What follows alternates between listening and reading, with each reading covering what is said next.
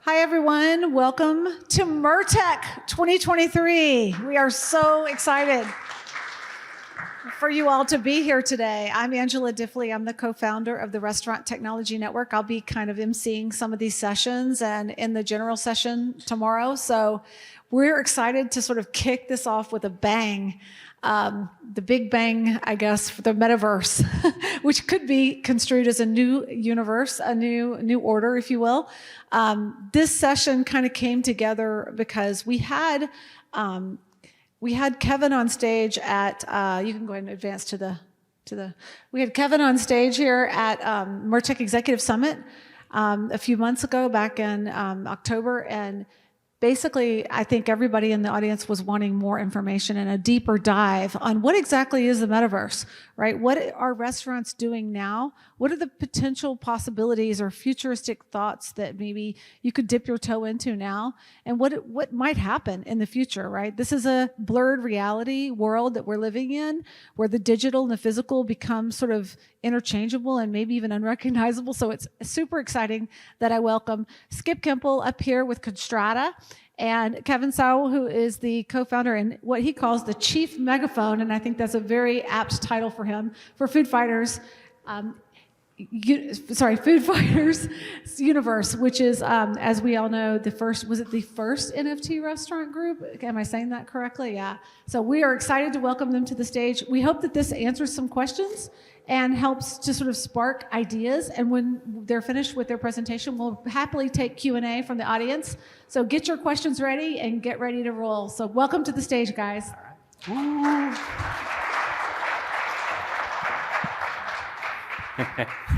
Good afternoon, everybody. How's everybody doing? Yeah? Come on. You could be out there playing Top Golf right now, but you decided to spend the day with us, so thank you. Appreciate that. I'm going to put everybody on Instagram, by the way. That was me filming you guys. You guys okay? Cool. There's consent forms after. No, I'm just kidding. I figured the majority of them did not want me playing Top Golf because I would probably injure everybody out there. So. Well, we thank you today for showing up to Metaverse 101. So just a piece of really what Web3 is all about. This may be a foreign concept to some of you, but we're going to talk a little bit about what the Metaverse is, maybe what it is today, what you think it might be, and really where it's going and how it can apply to the restaurants as a whole. We have quite a few case studies. We'll talk about kind of the economics of what the Metaverse looks like today, some of the restaurants that are actually using it, and some of the history behind the Metaverse too, which is quite interesting. So, customer interaction is really changing Web3 technology on the forefront, is the forefront of this change, and the Metaverse is just one of those pieces. Kevin, I'm going to have you start off and ask you a few questions about your organization in particular, because it's a fascinating organization where you were the first NFT restaurant that's out there. Now, NFT is really not part of this discussion, but it kind of plays into the Web3 technology and the Metaverse, which is what we'll be discussing in particular here. So yes. Let's talk a little bit about your organization and about the NFT restaurant, and what that really means. Yeah, so originally, for those that don't know, Bored and Hungry, if you guys look us up online, you're going to see us associated with Bored Ape Yacht Club, which is probably one of the loudest, NFT projects out there. This whole thing with digital collectibles and this world of, creating one-of-ones with digital products.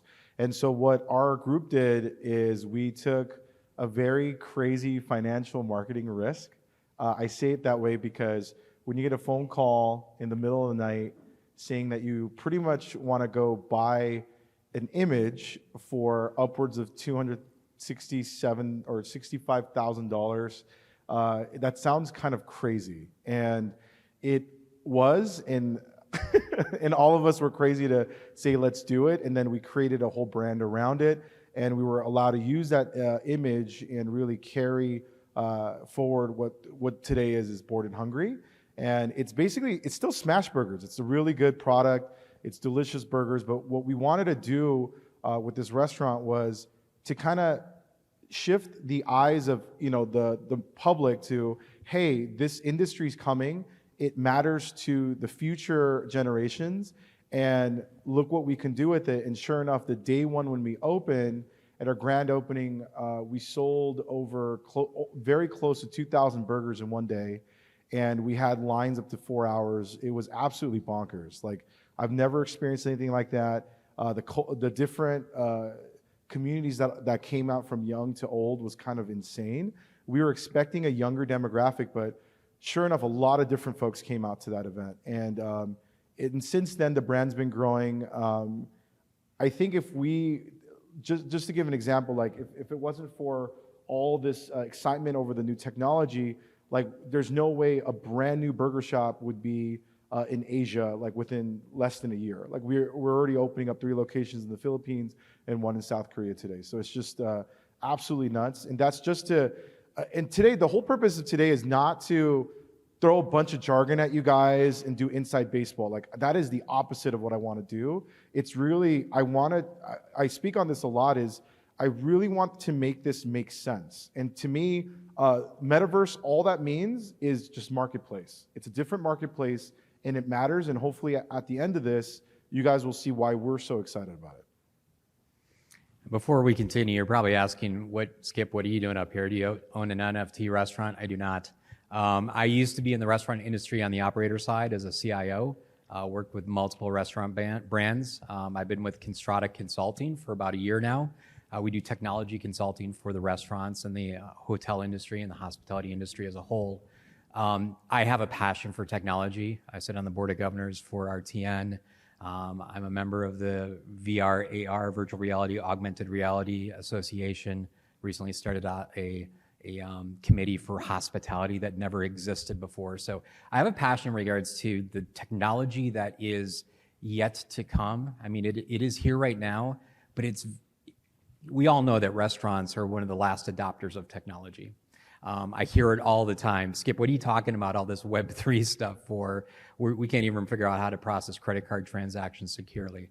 That may be, but let's think about the consumer during COVID. You know, how many people, hopefully most of you, had thought ahead, had an online platform already in place? If you did not, you were playing catch up. How many people back in the days when the internet started up thought the internet was just a phase? You know, I think now know that the internet, it was more than a phase back then. So today is really also a thought-provoking circumstance in regards to, are you ready for it now? Are you ready for it today? Not necessarily. We want you to understand it. And I think this next screen kind of solidifies in regards to why it matters. And one of the reasons why it matters, look at some of the brands that are up here. Heck, we might have most of these brands in the room right now. I don't know. But these are major players within the metaverse space. If they have a presence or they've at least bought real estate within a metaverse someplace, somewhere, and that could literally mean buying real estate. I've always wanted to figure out how to be a metaverse real estate agent. I think that'd be a great job to have. There's classes apparently. Yeah, I should start those classes. But you know, buying space and real estate in the metaverse is very, very expensive. And I think there's also a misconception too. You know, is the metaverse one world? You know, everybody thinks immediately, I think, of Mark Zuckerberg and his Meta platform. I mean, he renamed his platform for a very specific reason. He wanted to own the name. He wanted to own the concept of the metaverse. But there are lots of different metaverses out there. Someday, I do believe there will be a specific metaverse for restaurants. I mean, there's one for retail. There's, you know, Nike's made huge investments. But once again, there's lots of metaverses out there, and we're going to see this evolve over time. And this is really where it comes down to, I think, what was even 6 months ago is not what was today in the metaverse. And I don't think 6 months from now, it's going to mean the same thing.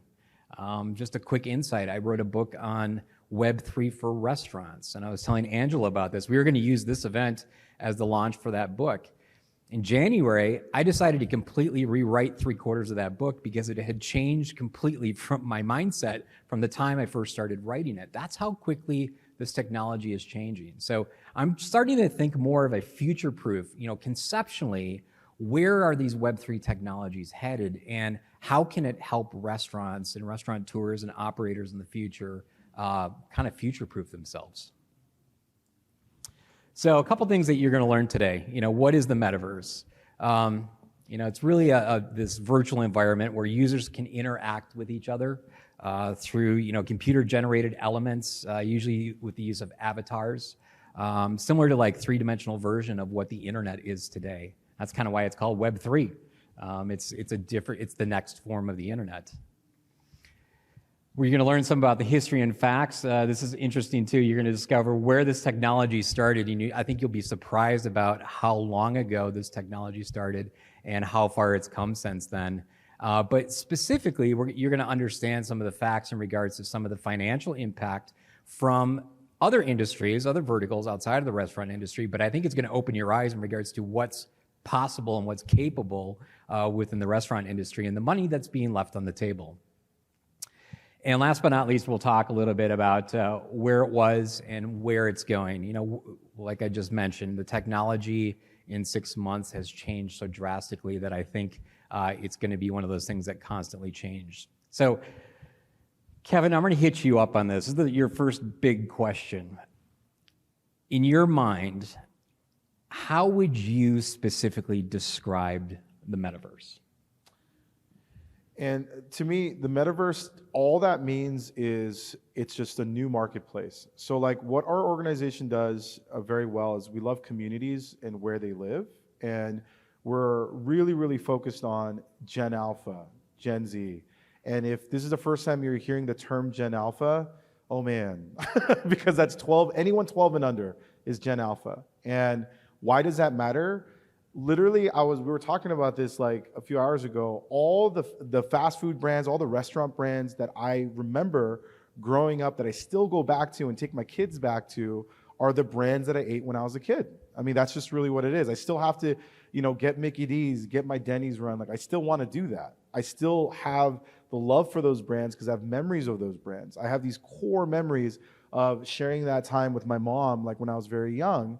And her waking me up early in the morning and going get some McDonald's before school or something like that, and that's like a really special experience. And just like that, where does Gen Alpha live today? And to them, it's a marketplace, right? So where are they at? They're on different gaming platforms. They're watching a totally different way of consuming information and entertainment. And the question is, like a small example, like reaching new markets is like, look at the Super Bowl, right? You take Super Bowl, that's an audience, right? Why do you pay $1 million ad is because it reaches a certain audience when you buy an ad like that. But what wouldn't you do the same in like, if there was something available in video games, why wouldn't you buy that ad space or an experience within those metaverses to reach the new audience? That's really the key point that I'm trying to make here is the term sounds like vast and like, I'm sure there's a ton of other, like there's a lot of details when it comes to how do I engage with the metaverse, but simply put, just think of it as where is your audience today? Where are your communities today? And this is one of the communities that there's a large upcoming generation that spends a lot of time on. If there's anyone that has kids in this room that's 12 and under, Roblox is not like a strange term to you. You guys know what those bucks are for, right? And everyone talks about that. It's like, oh my God, they got my credit card and went crazy. I've heard crazy stories about that. And Robux is like a term in today. I could say Robux, it actually means something and has value. And that's nuts. And so that's just really what I'm trying to hit on when I see the word metaverse. Yeah, I think metaverse really is, people have this vision of, a totally immersive environment like virtual reality goggles, which a lot of it is. But Roblox, for instance, can be used on your phone. It can be used on a browser. It doesn't need to be that total immersive environment. Having said that, I think we're going to start off in regards to some of the history about it. And this is where I think the industry and the term metaverse is shifting over time in regards to finding its place in the marketplace and how you can make some profit off of it. So let's talk about a little bit about the history of the metaverse. So believe it or not, it was actually coined, the term metaverse was coined in a a science fiction novel back in 1992. And the metaverse is really the first of its kind, a virtual reality in which individuals can communicate and transact with each other in virtual worlds. And I think that is the key point, transact. How do we make that apply to the restaurant industry? How can you bring in that transaction? How can you make the experience transactional? And also, how can you make it, how do you make it to the point where you're super fans? These are fans that want to interact with your product in ways that nobody else wants to play with it. And those fans you will have for life. And we're going to talk about specific examples here in a little bit in Roblox area. But creating that community of just total immersive involvement is pretty impressive.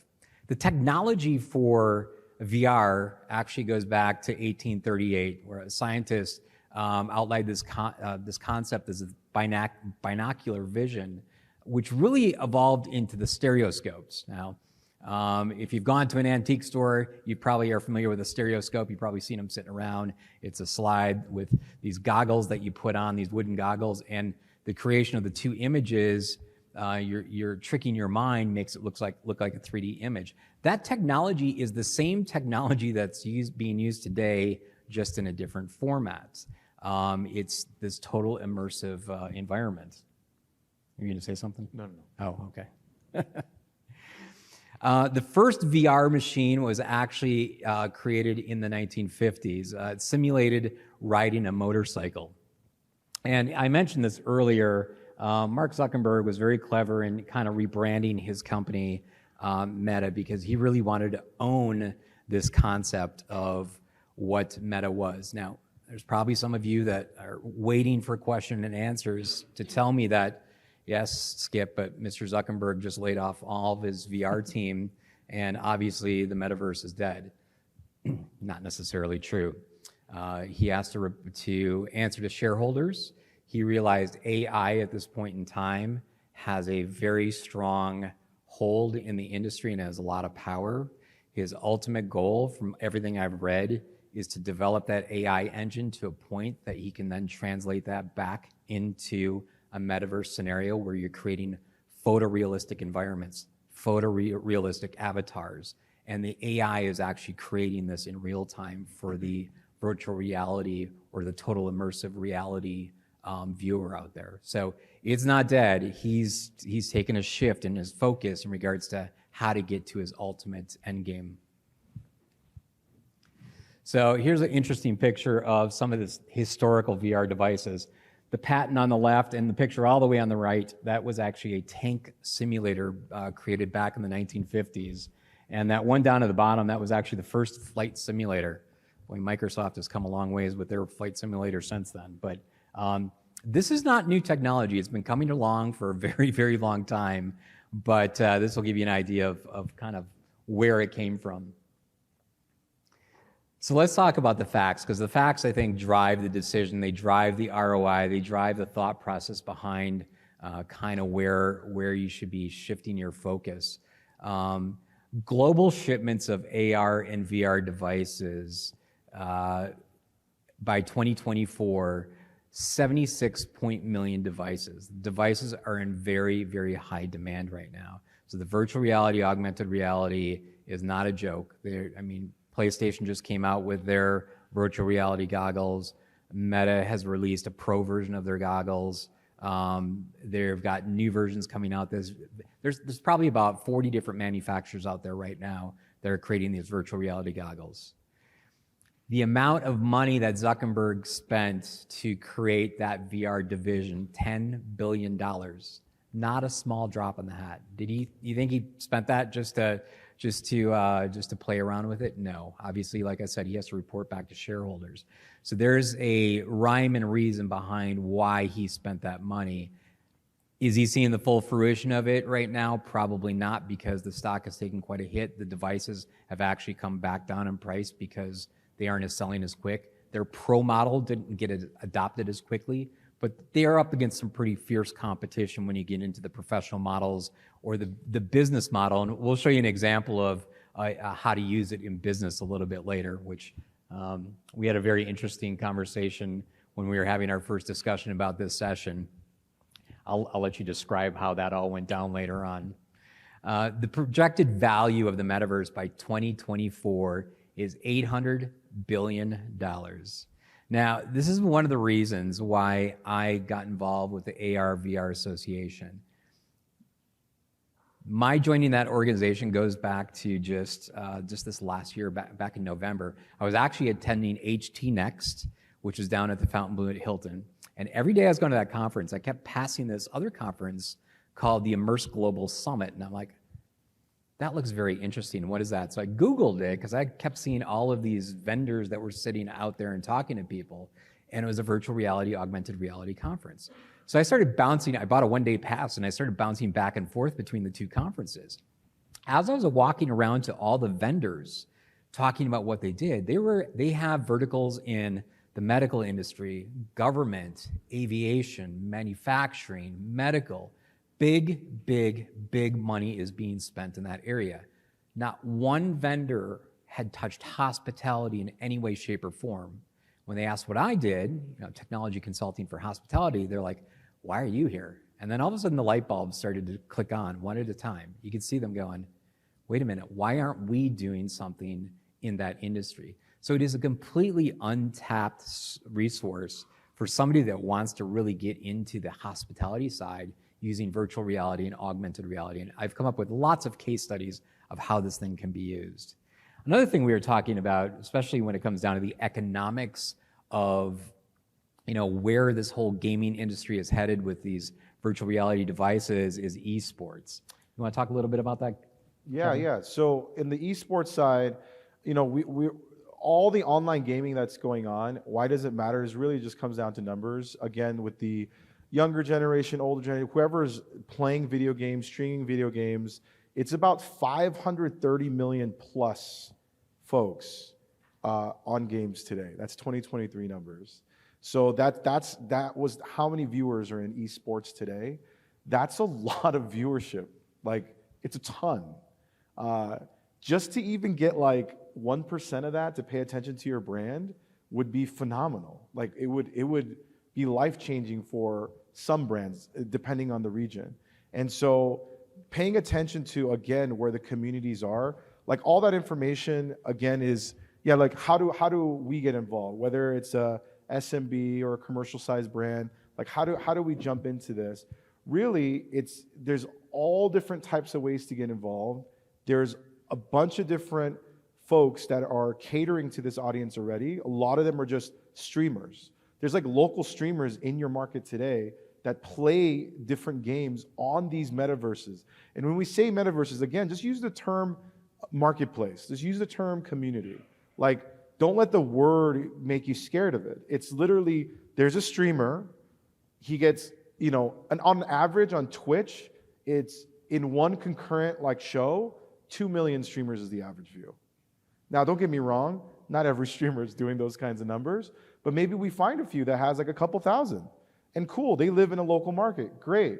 If he just says one word, or maybe he's enjoying a meal at your local takeout on camera, playing his game, talking about how good the food is in an organic way, it might make a few gamers in the local area go get a bite. Like, that's a real thing. And those are the type of campaigns when we talk about UGC content, which is user-generated content. We talk about that all the time. And this is, again, utilizing the metaverses or communities that just exist online. That's just make it really easy and just make the definition different for us that we're used to. Again, communities, marketplace. Are you guys hitting those marketplaces today? So what restaurants are using the metaverse today? There's some up here that we're going to talk about here in a few moments, but there's restaurants out there that have filed trademarks to join the metaverse. They might have not launched a presence yet, but big names: Next Level Burger, Bear Burger, Yum Brands, Inspire Brands, Hooters, Panda Express, Bojangles, Wingstop, McDonald's. It doesn't stop. Think about these people have spent time, money, resources, legal teams, trademarks, real estate. They would not have done this if they didn't think that this is going to be something someday. They want to be trailblazers. They don't want to be the ones left in the dust. Some of the more interesting ones, Wendy's, they launched the Wendy's Verse, which I've played around quite a bit in.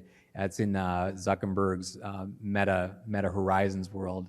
Interesting, you can't transact there, but what you can do is it's meant for that avid fan, that extreme fan of Wendy's, where you can play games, you can throw basketballs. It's got Wendy's theme around. You can take your French fries and try to throw it and make it stick into your milkshake and stuff like that. So crazy stuff, things that fans would like to do. They've got a cheese water fountain. They got frisbee throwing contests, just crazy stuff. But once again, it's branding. All of this stuff is really marketing. It's not really IT. IT drives it, absolutely. But these are all marketing initiatives. And back to your point, it's another channel to get to your guest. Chick-fil-A, they're launching something called the Metaverse. Interesting, of course. They're all theming things around that. Panera has trademarked the Paneraverse.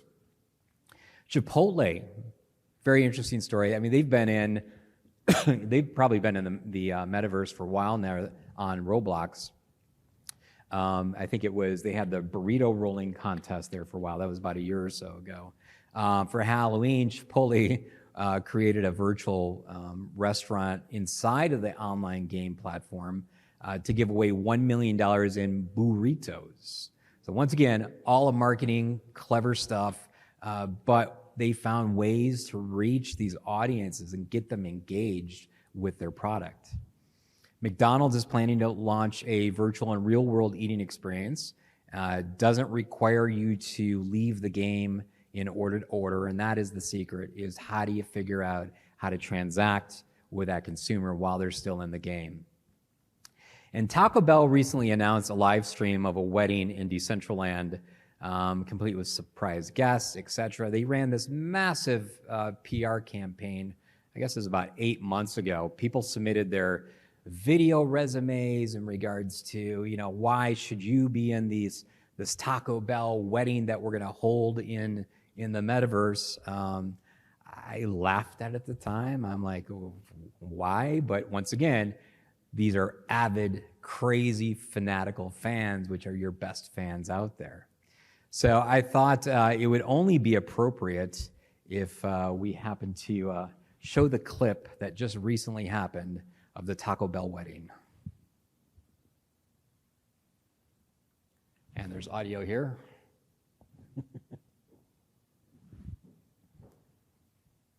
What do you say, Taco Bell? Will you marry us? I will cherish and adore you for all eternity, and I can't wait to spend the rest of my days with you in this Taco Bell metaverse and beyond. I promise that our life will be fun and romantic and more than a little weird, just like today. I love you. In this world and in any other metaphysical realm that may come. Sheil, do you take Amruta to be your lawfully wedded wife? I do. And do you, Amruta, take Sheil to be your lawfully wedded husband? I do. By the authority vested in me, in accordance with the laws of this jurisdiction, I now pronounce you husband and wife. I now kiss the bride.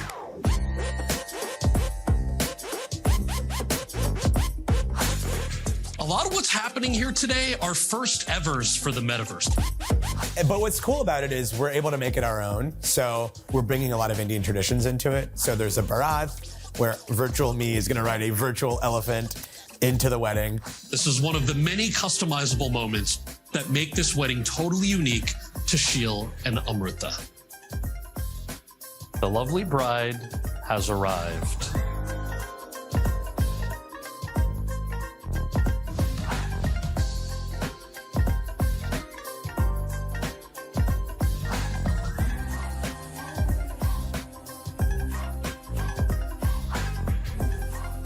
Taco Bell fans were already doing it. We just took it to the next level. So I showed that video to my wife, and she's like, "Are these people nuts?"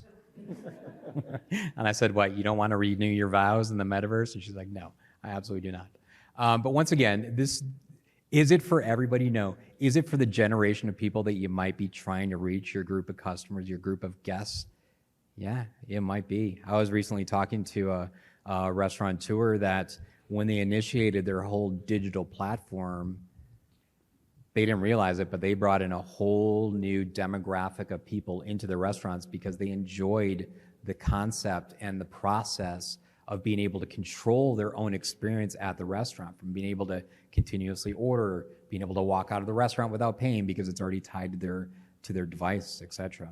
And we talked a little bit about the metaverse and Roblox, and it's all VR. In that case, it was a VR environment. But Roblox isn't necessarily VR. Dave & Buster's is actually another company besides Chipotle that just launched a massive initiative in Roblox where you can play some of the online arcade games within Roblox. And you've had great success, Kevin, with Roblox, correct? Yeah, so going back to real life examples, so to just make it, again, to easily digest why this is so impactful for a brand. Going back to Bored and Hungry is essentially a small business smash burger restaurant. It's that is what it is at its core. Like, it's good burgers. Hopefully, if you guys are ever in Long Beach, California, come visit. It's delicious. And wherever else we pop up, we'll announce that. So make sure you guys try the smash burgers. But we definitely compete on the smash burger side. I think we have really delicious food. Now, with that being said, once we teamed up with this crazy marketing initiative with a much larger potato manufacturer, McCain Potatoes, we were able to do a campaign on Livetopia, which is a game on Roblox. So I don't want to use any jargon that doesn't make any sense. So all we did was, there's a community of people online, and we created an experience online for that community. That's all we did. We paired it with the real life campaign of making pop-up French fries and different foods that people could enjoy. So that's what we did. That is as simple as that. Why this was impactful is we've done big events, we've done big marketing campaigns. I mean, just even all the people at MURTEC and all the people here, social media-wide, maybe like in real life, maybe I impact 15,000 people. Maybe I impact 30,000 people. Maybe 50, maybe 100,000 if it's a festival. That's probably the numbers that I've seen before. When it comes to social media, I've impacted a couple 100,000, maybe even 1 million, because we had some influencers putting videos up for us, maybe a few million. Within days on Roblox, we had 4 million unique visitors from Gen Alpha. Like literally 12 years and younger or older, in 1 or 2 days, 4 million people saw our brand. Like, I can't, like, this is just crazy. Like, literally. And then they made 12 million virtual potatoes and farmed them in a game and made them into fries. These are the metrics that I got to share with the potato manufacturer. We educated, that was just the beginning of the campaign. So we impacted millions of this new generation. They saw Bored and Hungry, our brand. They saw the potato manufacturer game, McCain Potatoes. We got an ad week for this as well. And it's bonkers. And it's really fun when I get to talk to a very old school generation and go, yeah, we farmed like millions of virtual potatoes, and that's an actual metric we discussed in the room. And it's a lot of fun to talk about these kinds of things because that's impact.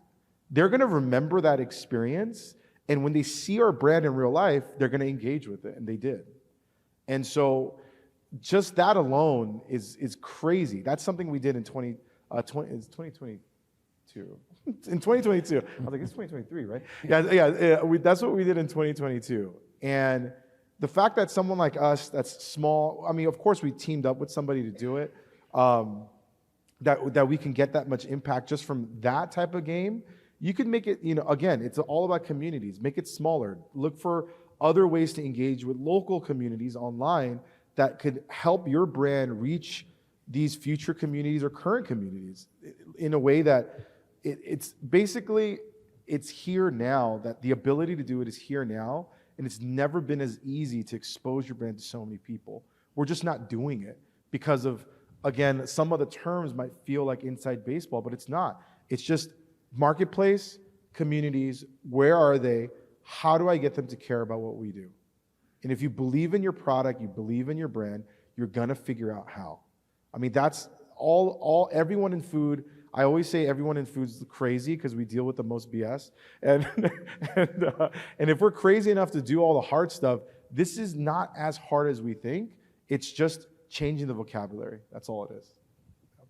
Actually, a perfect example of that at the executive summit, Danny Kimpel from Menchie's Brothers, those of you that were at executive summit probably heard her story. 3-unit location out of the middle of Ohio, Midwest, small town people. She told me that she was going to be launching an NFT campaign for her restaurants. And I'm like, okay, how do you pull that off? How do you get these people that probably have never heard of an NFT before buy NFTs to be part of your program? I don't understand it. I said, when you do your minting party, I'm going to be there. So I flew up there and I watched it. I watched 94-year-old people minting their first NFTs. They probably are on record as the oldest people having an NFT in a collection.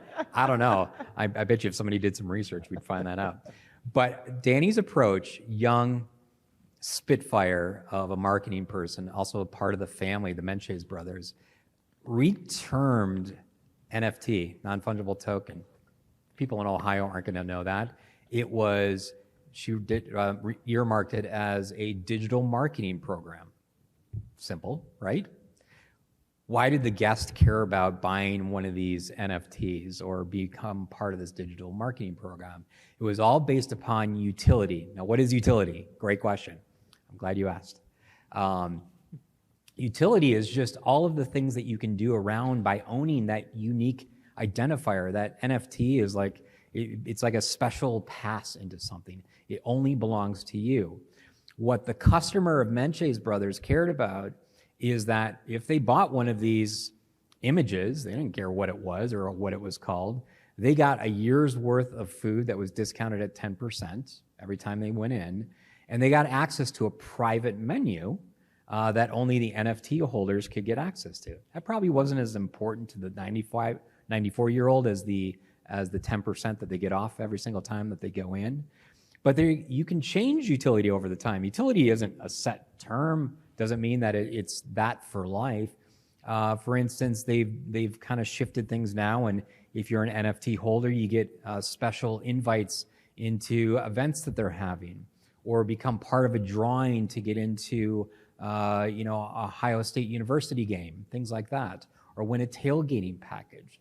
So utility can change over time. What you've done is you've created a loyal member that's part of this exclusive program, and exclusivity is a pretty big part of the NFT piece. Now up here on the screen, I have a picture of a company, Devour. This is their website, devour.io. They're one of the first companies that have really started to kind of formulate, what does this look like in the marketplace, in the restaurant space, from a Web3 perspective. They actually created their own NFT collection. They created their own digital currency called DPay, their own cryptocurrency. And now they've just launched an online ordering platform. Kevin, I'm going to have you speak to this a little bit because you're involved with it from a launch perspective as well. Yeah, so we got to meet the team pretty early on when we got into all this crazy world of Web3, Metaverse, and crypto, and we really loved the vision. The vision was to make it easier and more accessible. Today, right now, the word NFT is like there's a lot of negative things that go with that in mass media. So all we have to really think is it's a digital pass, digital collectible, digital anything. That's a one-on-one, right? And so with this pass, why is this important again to, us in this industry is really we're trying to create unique experiences for our communities. And so we wanted to try to test something. That's where Food Fighters Universe came in. We created passes with our company, and what we did was we found some partnership restaurants, some of them are here, but that we wanted to test this out, where we wanted to cover the cost to bring in folks that aren't as familiar in the industry in, and we said, hey, at these 15 locations, If you have our pass, you get a meal for free once a month. And we did that to entice more folks to have eyes on what we're doing. And so as we were launching this, in one of the early partners that we wanted to do this once we go live is with Devour Go. And that's where they came in as a platform where they accept those tokens so they could check for the utility that we're talking about today. And so what I'm saying here is basically right now there's not a lot of holders or even these digital wallets that hold these tokens today. I am part of certain projects that I can't really talk about openly, but there are a lot of huge companies on their way in today that this mass adoption of digitalized tokens is coming a lot sooner than we think. Yes, we're talking about it today. Maybe 5% of the entire populace, that has a digital wallet. I'm not too sure of those actual numbers, but it's pretty small. However, in this year to next year, there's some major companies coming in to help that integration process. There's companies today that make it as easy as opening it in your Apple Wallet. If you guys have Apple phones and know what that is, it's simple access even through there to make it that easy to show, hey, I have this token or pass, just like you're using a Starbucks app, right? You come in, you get the utility and whatnot. That's where companies like Devour, and there's some other companies that make it seamless with other apps that's already starting to come out in droves. But at the same time, where's the audience, right? And everyone again is like, oh, we have some time. We have a couple of years before people jump on this tokenization, because there's been a lot of, again, it wasn't that easy to jump on board even last year or the year before that. But this coming next few years, there are a few companies that are coming out that are going to make it very, very easy, and it's going to be in a lot of homes, a lot more than I've ever seen. And it's very, very exciting. And that's why I'm here at conferences like this to really push the fact that I know that AI is a lot of fun right now because everyone talks about ChatGPT, which is awesome. I hope everyone's utilizing that. I hope everyone's looking at that too. AI is not going to go anywhere, and it's very, very exciting. But it also ties in with digital currency, blockchain technology, communities online. How do we impact Gen Alpha, Gen Z? All this is coming right with it in parallel. And so that's where we really keep pushing on the utility side, and how do we pay attention? How do we get involved? Yeah. You can't tell us about some of these great new relationships that you're referring to? No. Buy him a few drinks tonight. I bet you'll open up a little bit. Well, one of the reasons why I bring up the Devour Go, so they're only in New York right now. They just launched it. So I had to speak at an event yesterday in New York City, and Saturday night I flew in, and I'm like, all right, I'm going to try Devour Go. So I was able to order food online through Devour Go using my DPay, my digital pay, which I got a discount for the order. And because I was an NFT holder, I also got a discount for the order. But they also make it frictionless too, where if you don't have their digital currency, you can pay via credit card. It doesn't really matter. But another reason why I'm bringing this up is their ultimate goal is to bring this into the metaverse, create these communities, these restaurants in the metaverse environment where you can go, you can stand at the counter, look at the menus, pick out food, play around in the kitchen, and then actually order your food right there within that metaverse environment. So once again, we are talking just about the metaverse here today, but all three of these major Web3 technologies are so closely linked: the NFTs, the cryptocurrency, and the metaverse. Now, we talked about VR, AR earlier, and how it is interpreted today as that metaverse platform, and it's not necessarily true with apps like Roblox. But to be honest with you, I work out in the metaverse. It sounds crazy. As March 7th today, I started January 7th working out in the metaverse. I've lost 30 pounds just by doing that. Sounds insane.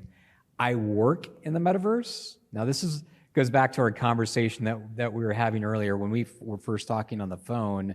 Robert was on the phone with us, and we were having this conversation. It was a Zoom conference. I didn't have my camera on at the time, and we started going down this path of the metaverse, what it looks like, immersive technology.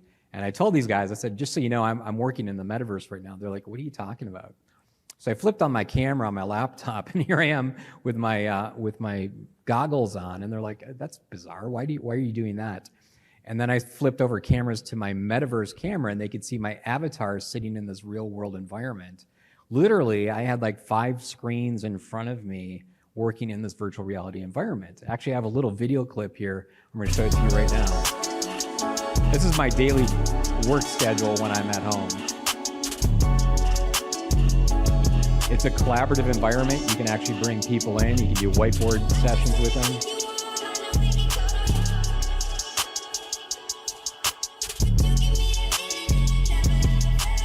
Probably one of the coolest business tools that I've run into in a long time. It's actually a free app. You can actually download it and play with it. But Immersed is touching all aspects of your life.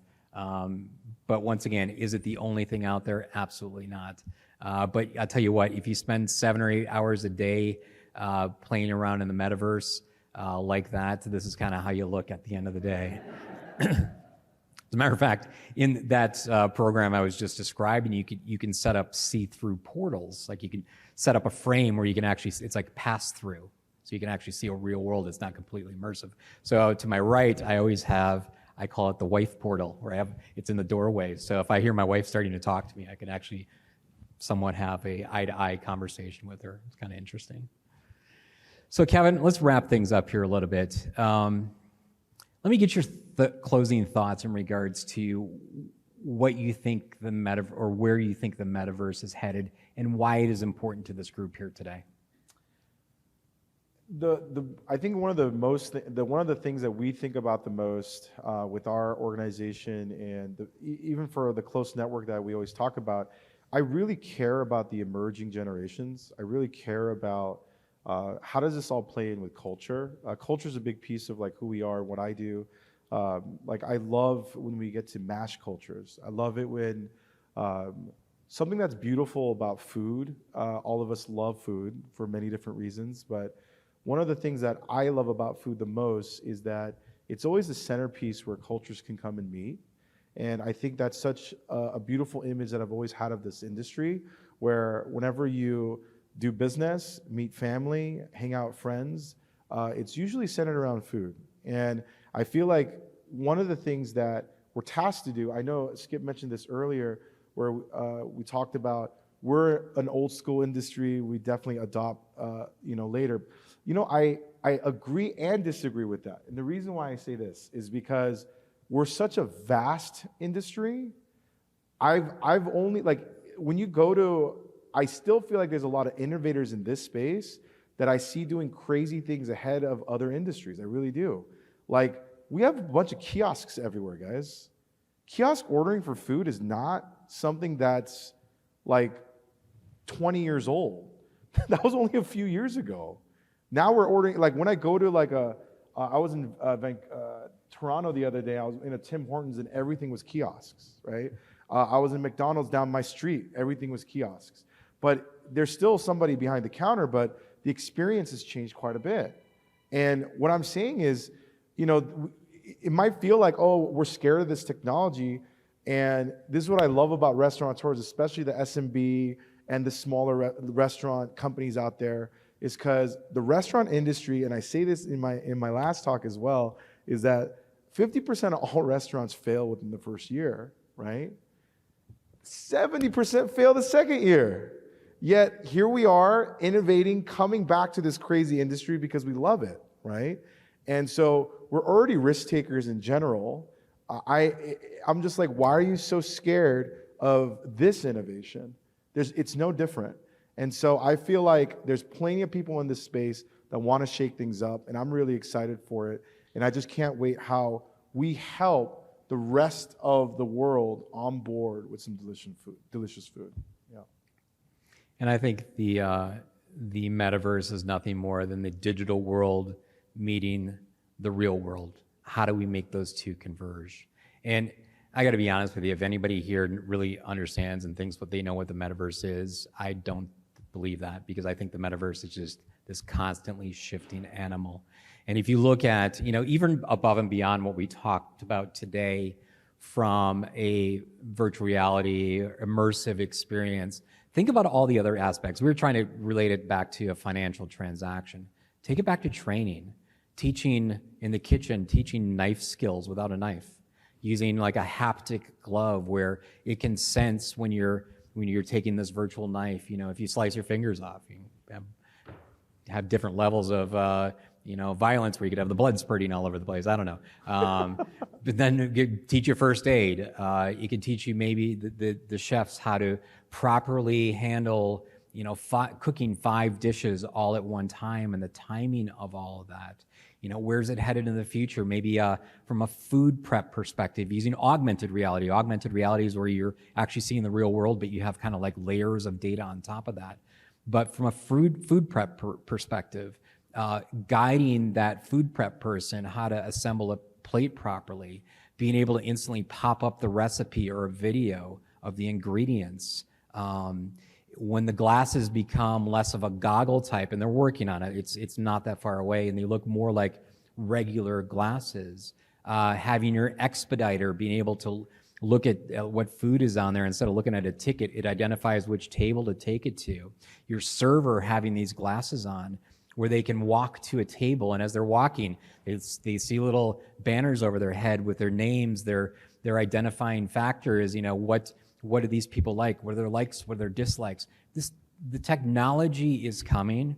We do have to wait a little bit on those fronts. I'm getting a little ahead of myself, but that's what excites me in regards to how technology or where technology is headed. What we're seeing today, once again, be thinking 5 years ahead, be thinking 10 years ahead. Everything you do in the restaurant industry, you have to be thinking about that. Even if you're looking for a new POS system, as simple as that. Don't be solving for today, solve for 5-10 years down the road. Kevin, thank you so much for joining us today. We'll open up the room here for questions. Either we're going to have a ton, or you're all going to dart out of here really quickly because you think we're crazy. One of the two.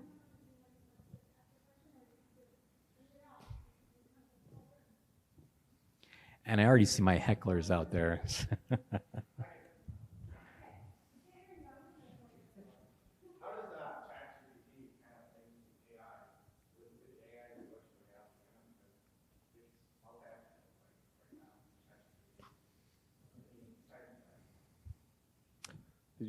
Well, I have an immediate answer for that. For where I see it taking place is, it's really on the community building side of it. So a lot of these platforms or any type of community, interactions, you also need to have a basket to catch those interactions and continue to build that loyalty. And a lot of it is on the community building side. And so what I've learned in a very, I learned this the hard way, is that in this world of digital communities, you're not dealing with hundreds of people, you're dealing with thousands. And because you're dealing with thousands, it's really hard to manage all those personalities and answer all those questions. So we feel like AI will take place where people will openly know, hey, this is a virtual person, but they will also assist on community building, managing communities. That's something that we're already starting to dabble in today. Our group is anyway, on building some of the platforms and integrating that. So there's like a fun, cool way to integrate that into our brand experience. So that's kind of what we're doing on that side of it. Yeah. Yeah, one more question.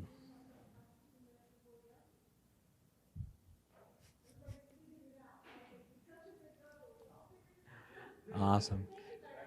Kevin, thank you. How does somebody reach you if they want more information? Well, actually, what do I say? You guys can reach me on LinkedIn. I guess that's the easiest way to reach me if we're not already in contact. I'm a very open person, so you guys can just walk up to me, exchange contacts. I'm always game for that. Our group loves to work on crazy things, and if you guys have crazy stuff you guys want to do, we're always super excited. So.